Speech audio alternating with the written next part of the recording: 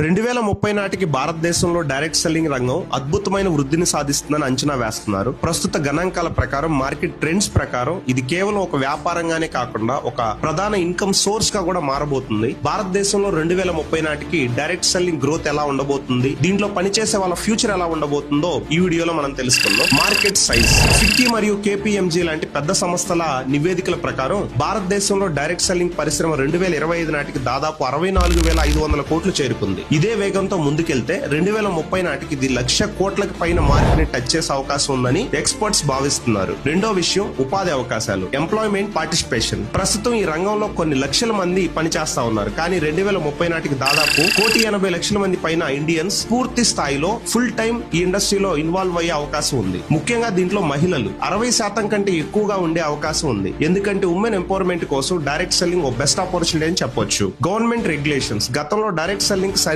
చట్టాలు లేవు, కానీ ఇప్పుడు భారత ప్రభుత్వం consumer protection direct selling rules 2021 వచ్చిన తర్వాత ఈ చట్టాలు చాలా కఠినంగా ఉండడం వల్ల మోసపూరిత కంపెనీలు, మనీ సర్క్యులేషన్ స్కీమ్స్ ని మెయింటైన్ చేసే కంపెనీలన్నీ కూడా క్లోజ్ అయ్యి నిజమైన ప్రొడక్ట్ బేస్డ్ కంపెనీస్ లో ప్రజలు జాయిన్ అయ్యి పని చేస్తారు. అండ్ ఆ కంపెనీస్ కి గౌరవం, నమ్మకం కూడా పెరుగుతుంది. 2030 నాటికి ఇది అత్యంత సేఫ్ ఆపర్చునిటీ కెరియర్ గా మారబోతుంది. దీని యొక్క మెయిన్ గ్రోత్ కి కారణం డిజిటలైజేషన్. సోషల్ మీడియా ఎక్కువగా జనాలు యూజ్ చేయడం వల్ల ప్రొడక్ట్స్ ని ప్రమోట్ చేయడం కానీ, టీమ్ బిల్డింగ్